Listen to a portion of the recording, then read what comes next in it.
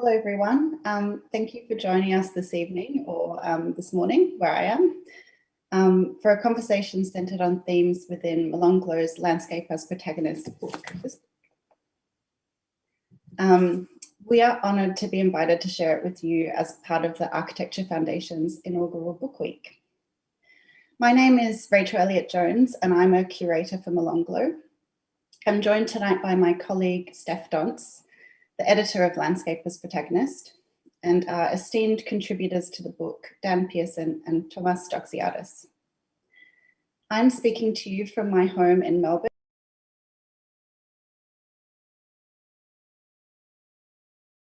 Nation as the traditional custodians of the land where I live and work.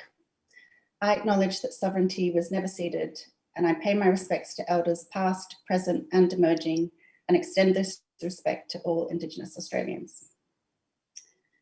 Landscape as Protagonist is a book that interrogates the relationship between landscape and the built environment. Why landscape is often considered an afterthought or a process of beautification after the design and build of a structure or space, and what we can do to reassert landscape as a central design concern and disrupt the status quo. It includes essays by Bruce Pascoe, Cameron Allen McKee, Catherine Sunderman, Andrew Reynolds and Tanya Patrick, a talk that we've transcribed by Wurundjeri Wurrung Elder Uncle Dave Wandin, and interviews with artist Maritza Paterch and world-renowned landscape designers Dan Pearson and Doxiadis, both of whom will grace your screens shortly. The beautiful cover illustrations, which you'll see here again, are by Australian artist Al Stark, and the book is designed by Melbourne Creative Studio, UP, who are also responsible for the original photography featured within. Landscape as Protagonist is distributed by On10 Books in the UK and Europe, and Perimeter Books in Australia and the rest of the world. So to give you a bit of background about us and our guests, Molonglo is a company focused on property development practice and theory. We publish works to support a better understanding of the built environment and that embody the values of creativity, obsessiveness, criticality, pluralism, and custodianship. Our ambition is to deliver property development back to the people who inhabit places and thereby contribute to making better built form. Dan Pearson is a landscape architect, gardener, horticulturalist, and writer, and the founder of the London-based Dan Pearson Studio. He is known for his innate sensitivity to place, bold and painterly naturalistic plantings, and deep-rooted horticultural knowledge. Doxiadis is a Greek architect and landscape architect, and the founder of Athens-based Doxiadis Plus. His work addresses design on the basis of environmental and landscape ecology principles, seeking to demonstrate how landscape transformation can be optimistic, not destructive.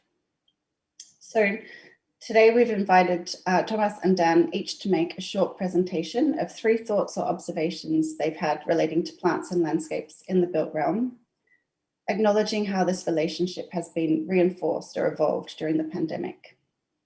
Shortly, I'll hand over to Steph to briefly delve into the pages of the book. Following that, we'll hear from Thomas and then Dan, and then I'll come back on screen to host an audience Q&A with the group. So if you have a question, we'd really love to hear from you. Please submit by using the comment box below. So now I'd like to say a big hello to Thomas, Dan, and Steph. Hello. Hello. Hello. Hi, everyone. I'd like to go around and find out where everyone is today. So Thomas, maybe we'll start with you. Where are we speaking to you today? I'm in Athens. It's 10 p.m. and people are sort of going to bed in the house and things are falling quiet. Sounds like a very peaceful time to be speaking. Perfect. And Dan, you're somewhere with a cozy looking fire behind you.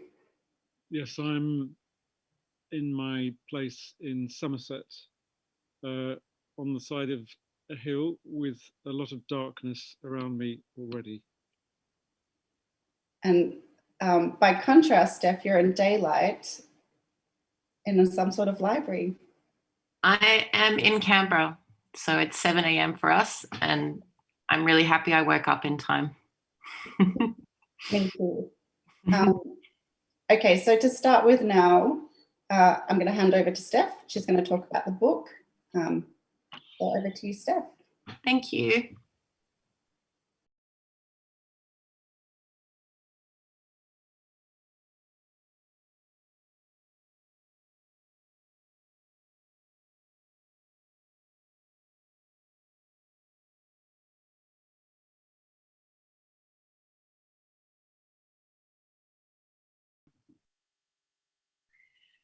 Thanks, Rachel. Hi, everyone, and thanks for coming today. And thank you to the Architecture Foundation for having us. I'm an editor, researcher, and writer at Molonglo, and I had the pleasure of putting together this book, Landscape as Protagonist. So as I mentioned, I'm speaking from Canberra, which is Ngunnawal country, and I'd also like to pay my respects to Ngunnawal elders, past, present, and emerging, and recognise their continued connection to land, waters, and culture. I think there's a lot to learn from these cultures, especially in relation to the topic that we're discussing today, which is landscapes and our place within them. I thought I'd give you just a brief introduction to the book by speaking a little bit about the origins of the book and introducing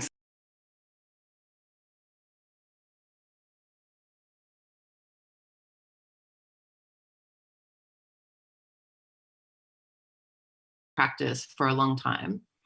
Doing this well has been one of our main objectives, but we've found that despite good intentions and lots of effort, it hasn't always been easy to deliver these kinds of spaces in an integrated and meaningful way.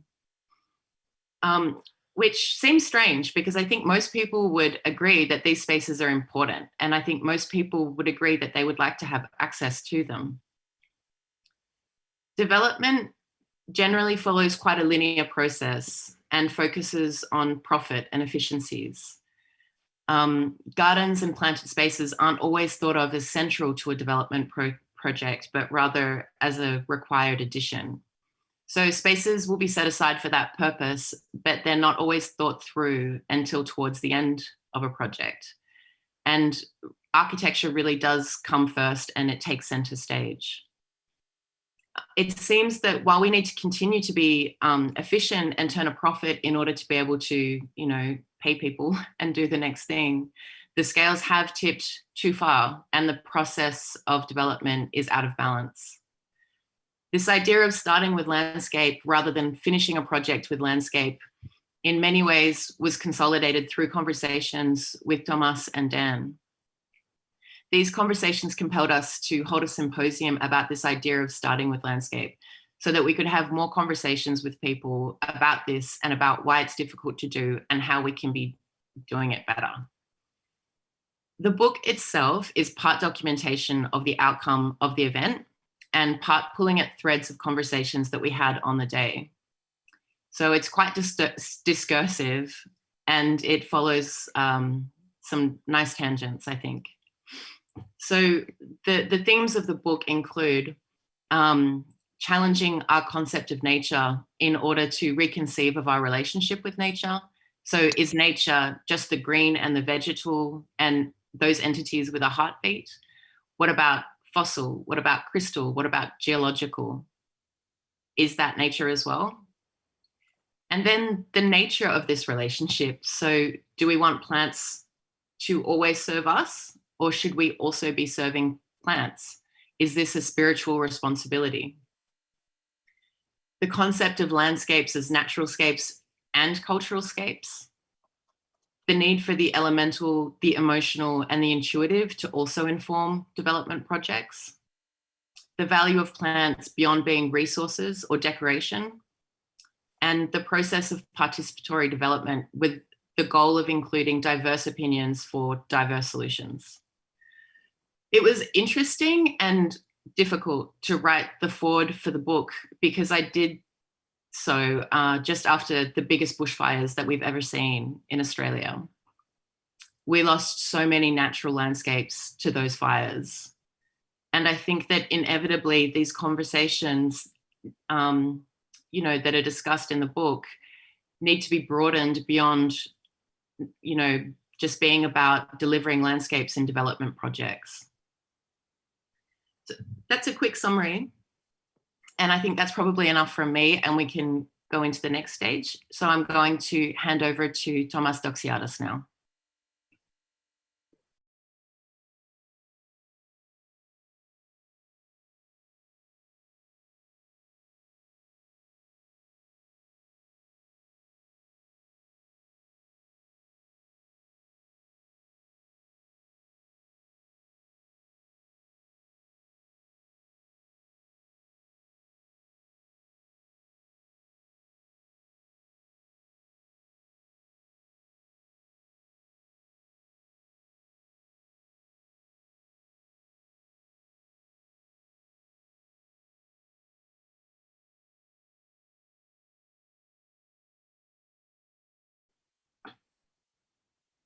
Hello, everyone. Thank you, Rachel. Thank you, Steph, for the introduction and for the amazing thinking that you've kind of forced us to engage in. I'll go a bit quickly because it's such a confusing period and there's so many thoughts running through all of our minds. So it's not something that makes sense, but it's points that I'm hoping to connect in the future.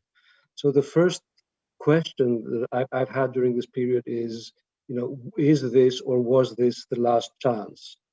And thinking, if you were a mother and you had, let's say, 100 children, and one child consistently killed off the others, one after the other, after the other, after the other, what would you as a mother do? And of course, speaking metaphorically, the child that's killing off all the other children on the planet is us, humans.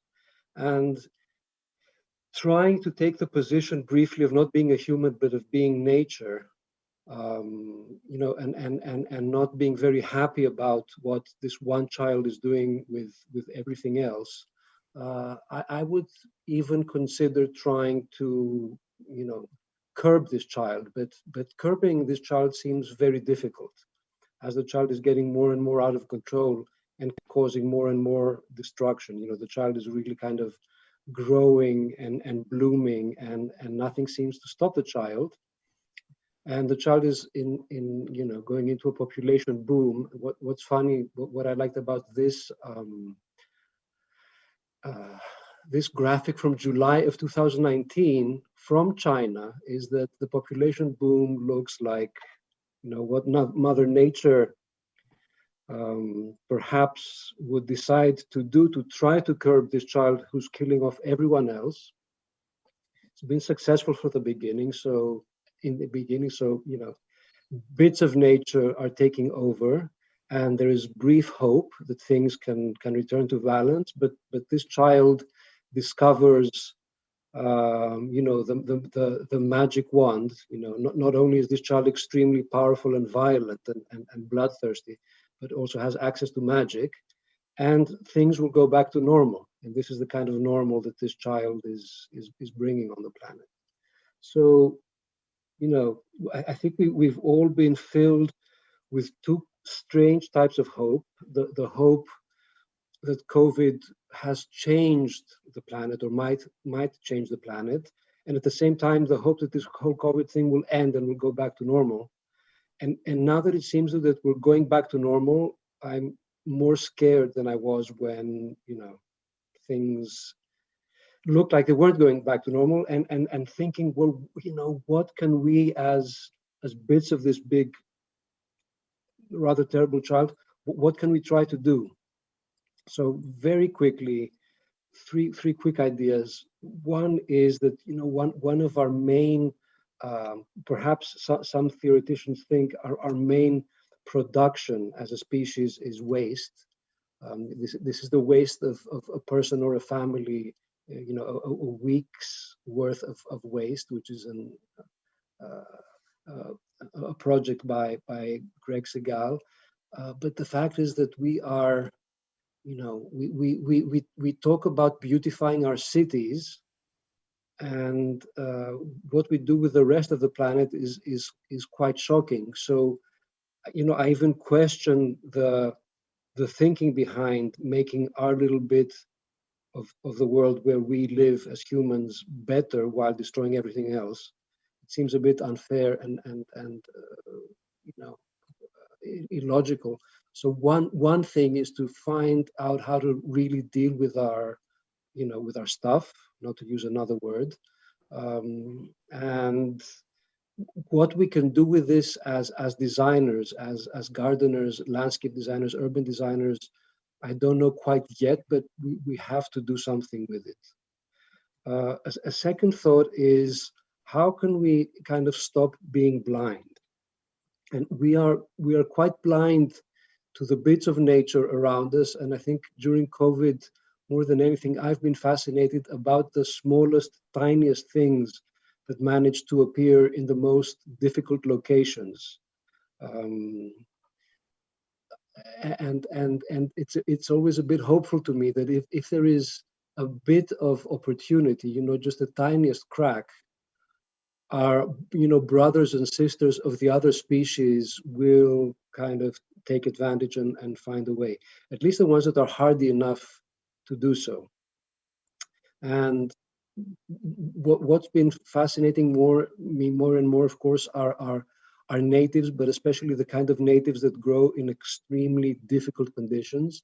This is the hill over our house in the center of Athens last week. And it ties into something I'll talk about later on. And then also getting fascinated about other forms, not of the plant kingdom, but of the kingdom of the lichen and the fungi, and really tiny things that are we currently.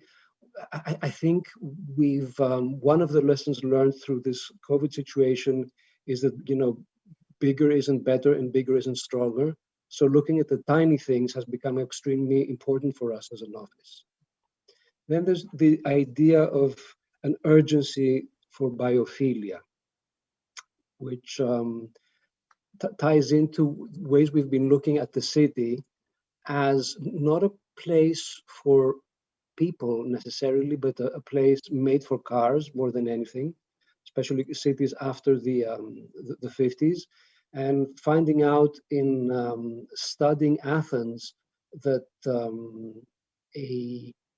a good, you know, Athens, in the center of Athens is tightly built. It only has something like 3% public space in the old neighborhoods, but another 27% of the total space is the road network, which is public.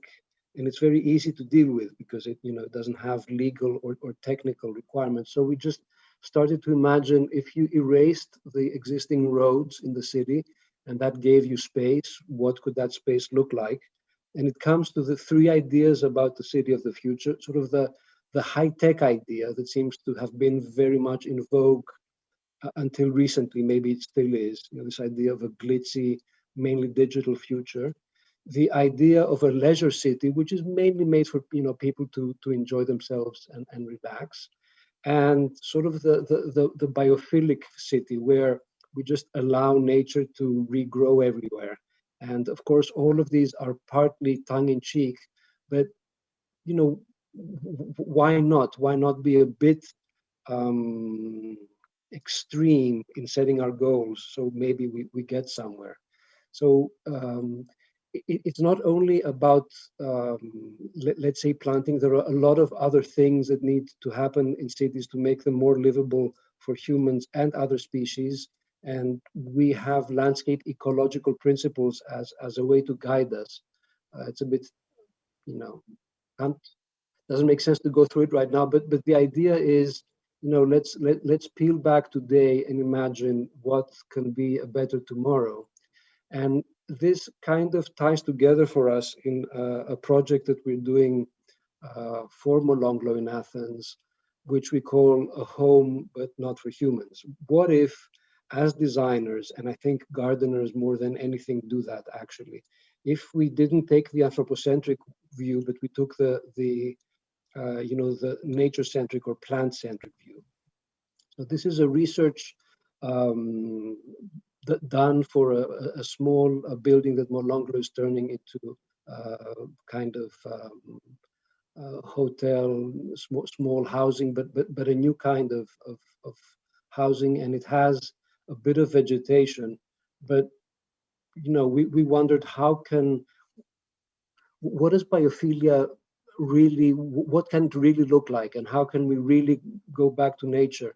And the picture on the bottom right is the most poetic for us. And we've been exploring all the little ways that one can bring at least vegetation back into a place, from technical cracks to the traditional pots made out of feta cheese, canisters, and various ways of bringing plants in, but this still seems to satisfy human needs more than anything. And the question is, what does it really mean to work with the plants and to satisfy the plants? And the idea is for nature to take over these tiny little bits and these tiny little situations. But again, the question is what nature? And the answer for us has been local endangered species. So as the city is, and as humanity is pushing out things and causing extinction, can we find ways to take things that are being pushed into extinction and bring them into the city, or create a new kind of symbiotic life for them?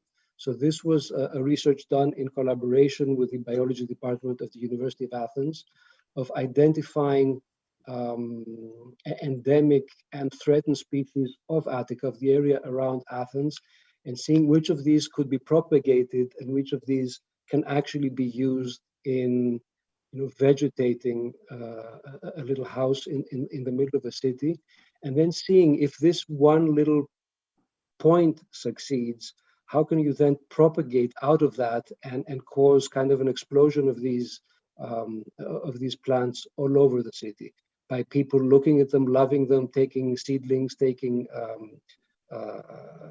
seeds, and learning to grow them in their own roofs and in their own balconies. So that's the thinking from our side.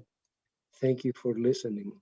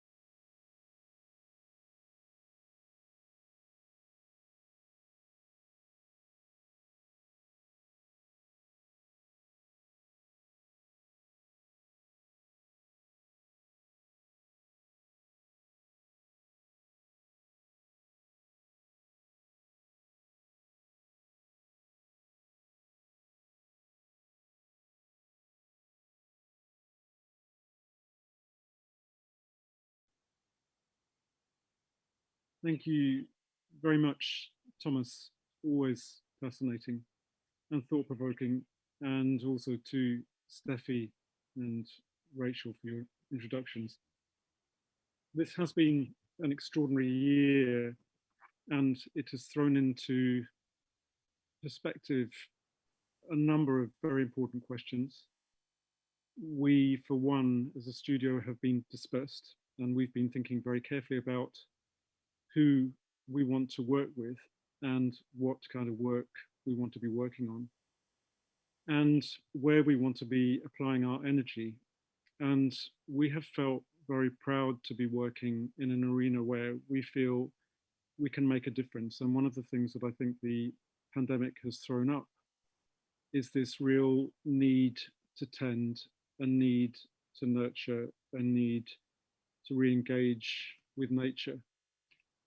And I just wanted to run through a small number of ideas just to talk about that need. And it's something that I've always been fascinated by, the idea that people really do need to connect with some form of growing, some form of engaging with living things that allow them to be part of something that we've distanced ourselves from as a species. We see ourselves as being very separate from nature. And just the simple activity of gardening and tending and nurturing allows us to reconnect with it. And this was a building in Tokyo, which I found when we were making a series for Channel 4 years ago.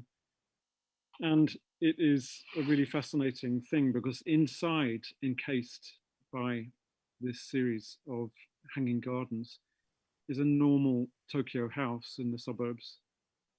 And the man who lives inside is a war veteran, and he had made a superstructure out of scaffolding that he had then hung with plants.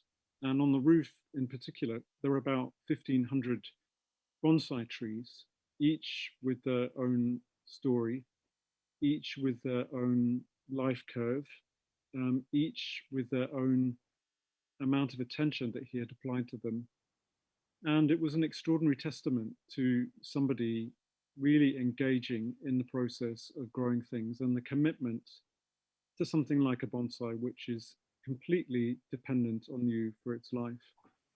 So there was this wonderful energy in this place, and it was an extraordinary thing that this man felt compelled to do. It made him feel better.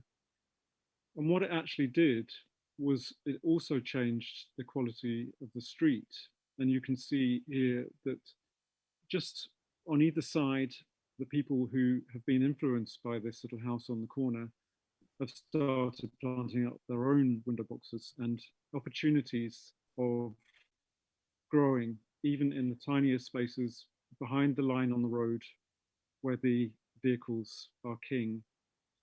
So really rather wonderful things to observe, these opportunistic guerrilla gardening situations.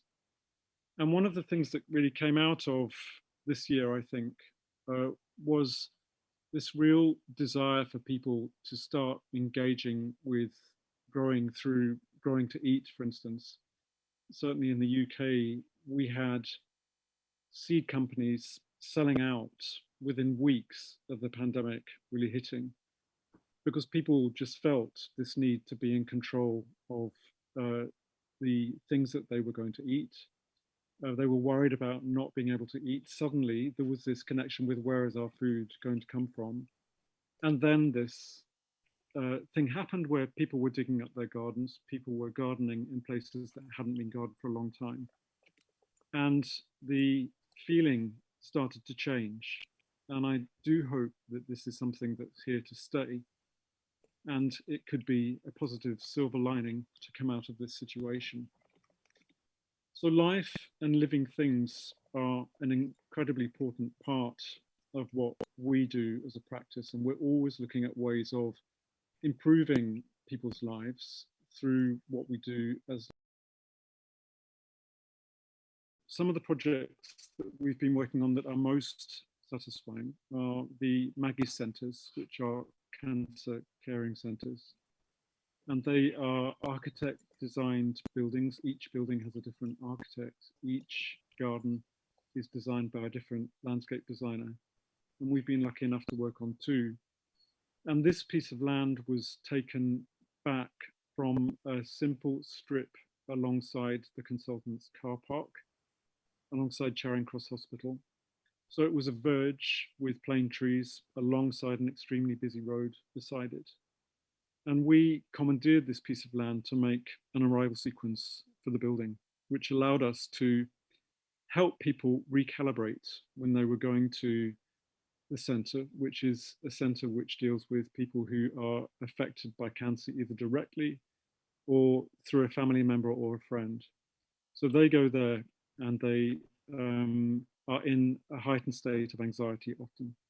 So getting them into a better place by providing them with the opportunity of engaging with 4 seasons, more than that, engaging with a daily change that is charted by the plants that grow within the setting that we've created around the building, allows people to get into the here and now, out of their headspace. And by feeling better, they can start to think about the things which really matter. And what has grown out of the Maggie's Centres are a number of people coming to me and saying, actually, it's the garden that has really made the difference, because in the garden, I see daily change. When you are faced with a foreshortened future, suddenly every day counts. And I think that's one of the things that's happened this year. We've all started to think about time in a very different way. And the people that have been using these centres have wanted to work in them. And the next centre that we worked on, which was in Manchester, the architects Foster's said, well, how are we going to make this centre particular? And one of the things that they'd found was that there was a disparity between the women that came to use the centres to find out about their condition and the men who came to the centres. The men found it much more difficult to talk about the issues. So we said, well, why don't we provide somewhere where people can where people can garden, where people can be part of this? So a central part of the project became this vegetable garden, and then a greenhouse that sits, an all-weather greenhouse that sits in the middle of the vegetable garden, where people can tend and pot and care for things whilst talking. And when they are taken out of that very directional, often focus that you're in when you're trying to sit down and talk to somebody about an issue and you're doing something else, the simple activity of tending something, helping something grow, often the conversation that comes out of that is made easier. So the centres really work for people. The life in the centre provided by the plants and the day-to-day change and the engagement with those plants helps people feel better. And if they feel better, they can start to deal with the issues that are confronting them. Another thing that we're very interested in through the practice is, and Thomas touched on this, the idea of education and how do we get people to feel this connection with the living world? How do we sow that seed? How do we light that green fuse? And one of the projects we worked on, which we were very pleased for the fact that it is an amazing centre of communication, is the Garden Museum in London. And at the centre of this outside space is a small courtyard where we have a cornucopia of plants, each with their own story, each collected by a collector who went out to find these things and bring them back.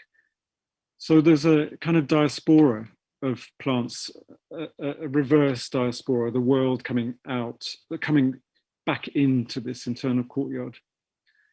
And the Garden Museum is an extraordinary place, and they have talks and they have a constant dialogue about what it is to garden, how garden can affect people, and gardening can affect people. And one of the things that they do is work very definitely with local school children. And this is something that we felt was a really wonderful thing that they could bring to the local community. So the kids are invited there to learn about plants, to learn about growing, to learn about the stories that are connected to them, the adventures that those plants have often inspired. About plants being part of the way that we live, the way that we need them, the way that if we live with them in harmony and use them, they can be of benefit to us. So the garden there really has been a central, apparently aesthetic thing that has allowed education to happen all around it, and for this green fuse to be lit in people of all ages, but particularly important in the younger generation, So looking and going back to that point that we were at the beginning of COVID, when we said as a practice, okay, who do we really want to be working with and what work really matters? It seemed when this job came through the door that this was a really important one. This is a couple who have started a series of schools called the Little Forest Schools. And the idea is that kids, I think now they're going up to age 12, but it started out with kids preschool, are learning in school in an outdoor setting. So all the kids spend all the time that they are at school outdoors. So they are all dressed up, ready for whatever weather. The environment that they are in is nature, and everything that they learn comes out of learning from nature and to engage with it. So we've been looking at a new site which they have been given, which is an old semi-derelict 2 to 3 acre site around a National Trust building, which they're taking a lease on.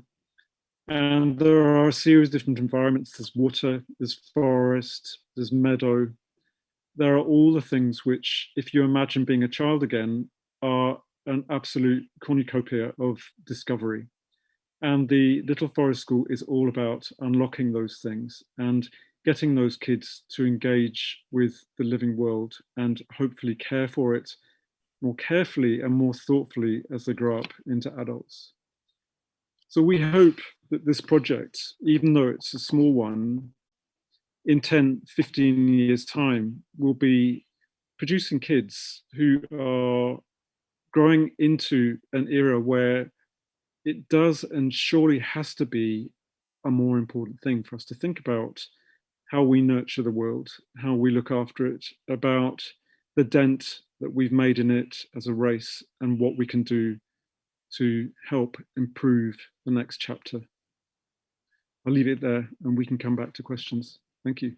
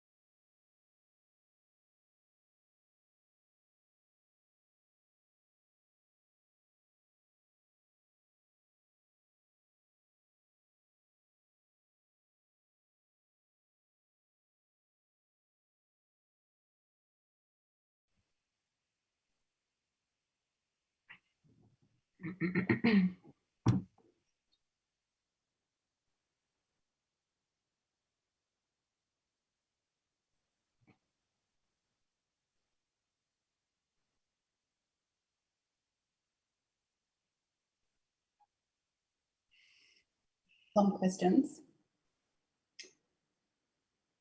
Can we hang out after this?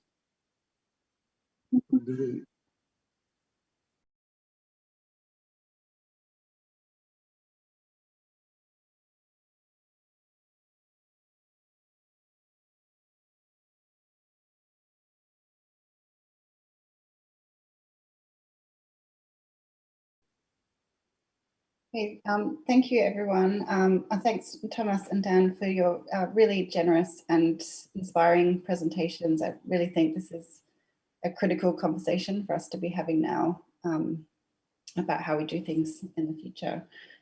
I'd like to start by putting a question out to the group. We talked about a few ideas relating to this in your practice, but just wondering if you've noticed a change in the conversation relating to the importance of green spaces in cities since COVID and many of us experiencing lockdowns. As you probably know, in Melbourne, we went through a hard lockdown of 112 days, and going for walks and visiting parks is really one of the few pleasures that we had. And it was also a safer way to see people outside in green space. So just wondering what you've observed in each of your contexts. Have you had conversations shifted with people around you? Maybe I'll ask Dan first, what you've experienced. I think certainly for those people that live in cities, the green spaces have become so much more vital this year. When we went into lockdown, we were also blessed by the fact that we were going into spring, and we had the most incredible spring. And people just flooded out into the parks, all generations. People you'd never see in parks, never see in green spaces, usually, were there, as you say, in a safer environment, being able to reconnect with each other in this green setting. And it really felt like an incredibly positive thing that was happening, that suddenly there was this appetite for green, this appetite for space and air. And it'll be very interesting. I think it's too early to say yet whether those demands get filtered through to the developers who start to see that as a necessity long term. But it certainly feels like it's something that people have become much more aware of. Our staff, for instance, who don't have outside spaces, you could see the hunger in their eyes for getting out into something that was simply about air and light and greenery. Thanks, Dan. And how has it felt in Athens, Thomas? And you spoke in your presentation about there being very little public green space in the city. Has there been a longing for that even more so now? And do you think there'll be a shift in the dynamic there? I can vouch for the longing that you mentioned, Dan, because we don't have any outdoor green space in our house, and it really, really sucked in that sense. And what we've all seen is a huge disparity between people living in sort of open suburbs and out in the country and people living in the cities. It's been a completely different experience for the two groups, completely. What that's led many people to say is that people will leave the cities for the countryside. So we'll just have a second big sprawl boom. And the answer to that has to be, better conditions in the cities and more green space, more open space. And of course, there's the whole issue of humans being social animals, especially in the Mediterranean, but that's not exactly on topic. But yeah, the conversation has started. Thank you. The next question is directed to you, Dan, and it comes from this idea that you discuss in the book, Landscape as Protagonist, about how to plant a garden is potentially to think 100 or 1,000 years into the future.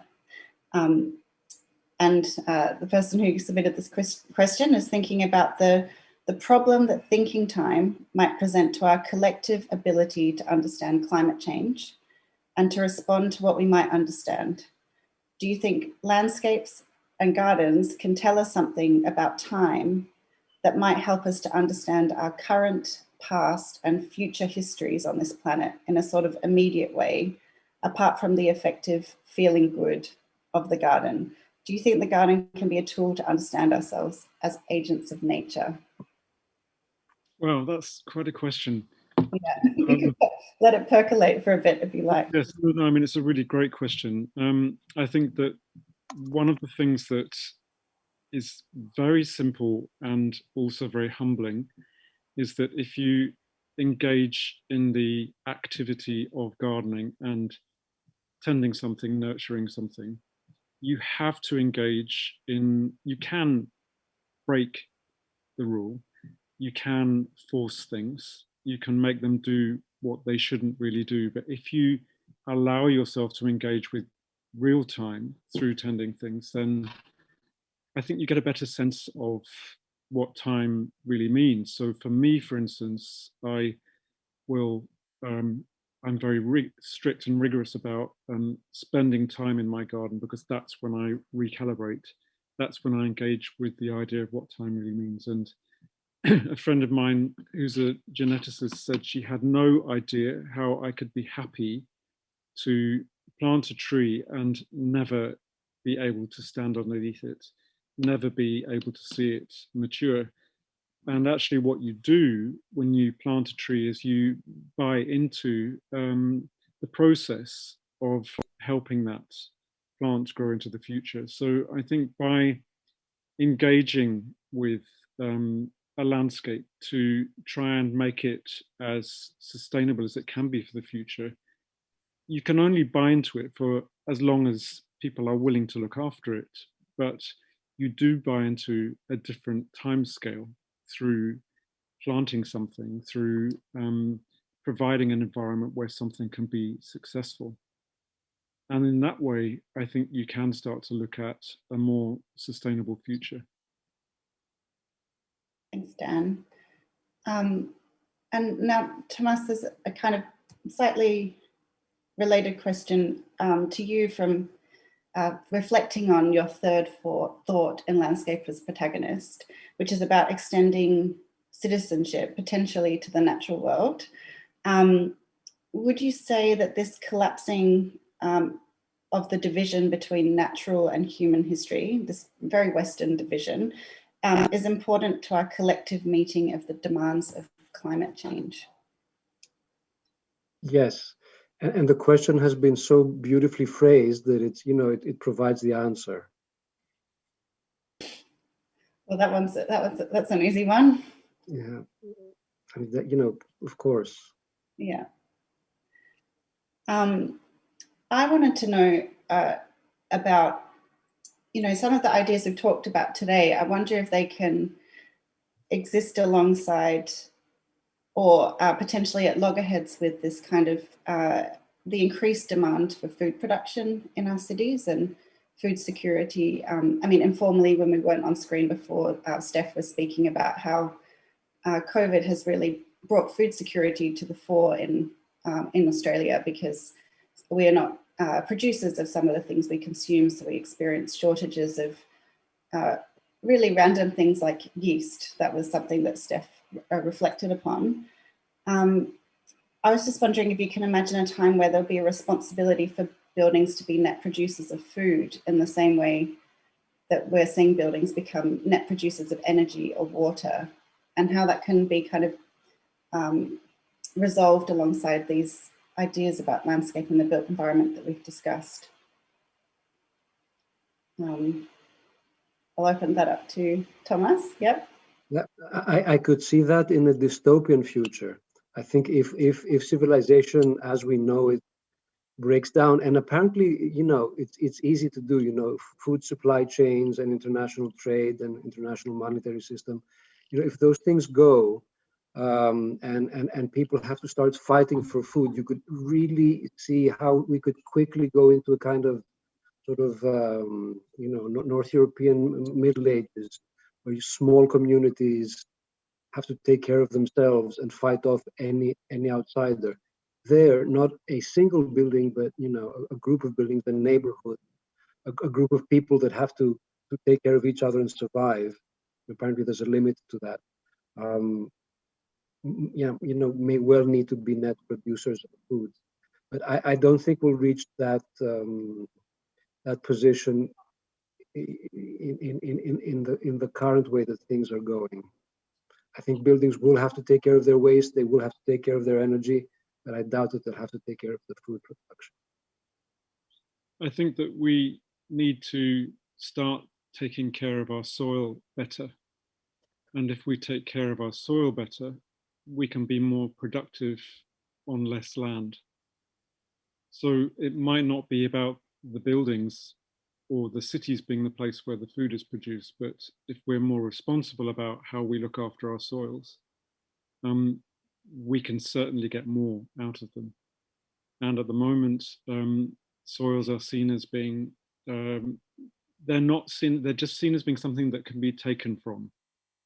They're not something that is nurtured properly. And you can see in Australia, for instance, where your soils are particularly fragile, how those environments break down incredibly quickly, and they become barren places. So I think it's about us recalibrating how we approach mass farming, how we start to look at our relationship with caring for a smaller parcel of land. Can I add to that? Mm. I think, Dan, I think maybe you've touched on one of the most important points that we can make about the future. And we've had this, for us, this year has been very much the year of the soil, where through various things coming together, we realize that soil is not dirt, it's not stuff. It's a living thing. It's a kind of a hyperorganism. And we need to cultivate that even more than we need to cultivate what's growing above it. So I hope collectively we go quite quickly and correctly in that direction. Yeah. Thank you both. Another question from the audience. So this person has written, as we hear from commentators like David Attenborough, we've drifted away from nature, from being nature, to seeing it as separate from us, in their opinion. It's a cultural image of nature as being apart from us. Do you feel the aesthetic of the garden and the actions of the gardener connect? I think that was the question. Connect us to nature. I think that was the implication there. Can I quickly? I think the act of gardening is a way of us engaging with nature. It isn't nature. It's controlling nature. Actually, horticulture is not nature at all. But through the activity of making a garden or tending it, we are certainly closer to the natural world. And I think that one of the things that has come out of the last 10 years and the fact that our landscape is being eroded constantly by development is a very definite naturalistic movement, which looks to nature as the inspiration. And there's an awful lot of good work being done at the moment with it's almost more ecology than it is anything else, in terms of engaging with the natural world in a way that is much more gentle, much more lighter foot, much more responsible. And it's happening in landscape architecture, and gardening is certainly a bridge towards it.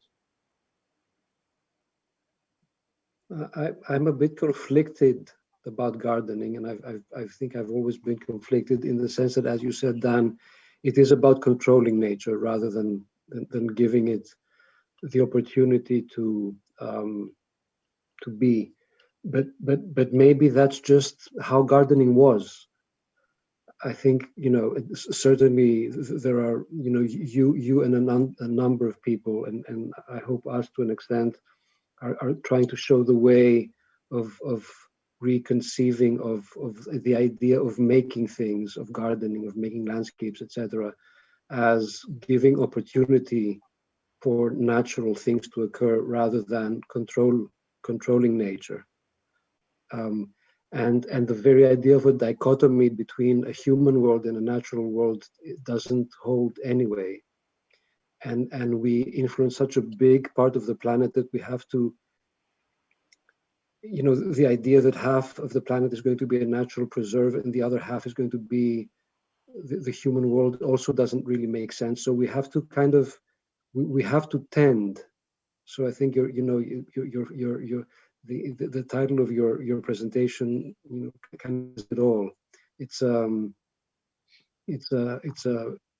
a change in mentality from controlling and from objectifying to tending, helping, and providing the possibility for. think it's a really interesting question as well. And I would say that definitely a garden is an entry point into being able to experience the elemental, experience, ecologies. But I'd say that we need to think about it also much more holistically. So everything is nature. So we could think of a building as nature, but it's on a spectrum of being healthy or unhealthy. So you can have a car park that is just concrete and lampposts, and that's an unhealthy ecology. But if you have a car park that has trees and porous ground and perhaps a rainwater tank that then feeds the toilet, and then perhaps there's a natural filtration system that then cleans that water, and then it kind of closes the loop to be able to water the trees. And that's a car park, but it's healthier. It's a healthier ecology, and it still serves us in a practical way. I think that landscapes have always been managed and controlled to some degree, but we have become out of balance in terms of wanting to exert too much control and not thinking about the other aspects of those ecologies. But I definitely think it's a way back into kind of being able to, appreciate nature and admire nature and kind of, have those moments where you fall in love and kind of go, oh, yeah, it is all really one thing. It's just how we engage and how we exert our control over it.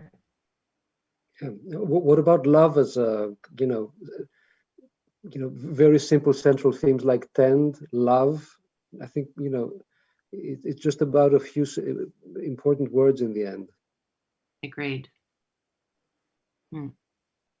Well, on the topic of tending and loving on a small personal scale, there's a question on, what is your perspective on the place that green has inside houses for those who don't have personal outdoor space or balconies? And is it okay to trap these green creatures inside? And should it be different at all? And what can people aspire to that's feasible for people who don't have that access immediately? I think if you use health and love as your metric, the answer is yes. If you create conditions that are healthy and loving for the particular plants, then yes. If you're trying to force plants to exist in conditions that are not suitable for them, then that's a problem. But it's not it's a strategic problem. It's a problem of making a poor choice in the particular instance. And how do you personally show love to your plants? I know that I have friends who sometimes sing to theirs or blow their plants, blow the dust off their plants. So that's their kind of conversation with their plants on a daily basis. Obviously, they need food and water. Are there any particular rituals of love that you go through with your surroundings? Well, I don't own plants. I don't have them in the house, but they're around me, and I try to protect them from being harmed by others. I do kind of. I don't really hug them, but I pat them sometimes.